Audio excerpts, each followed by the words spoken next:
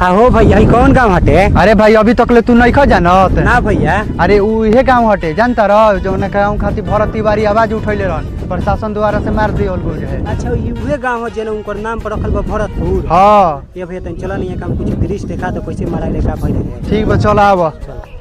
देखो भाई ये है भरत तिवारी के पोस्टर बुझा गइल ई गाँव खातिर लड़त रहन।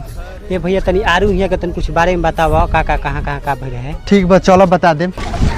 देखो भैया इहे लोग खातिर भरत तिवारी अपन आवाज उठावत रहन जो उनकी आवाज उनकर प्रशासन द्वारा से दबा दियल गई। अरे भैया यहाँ के लोग कैसे दुख में रहता सरकारों के ना बुझे ना भैया देखते बड़ा कैसे यहाँ के आदमी रहता।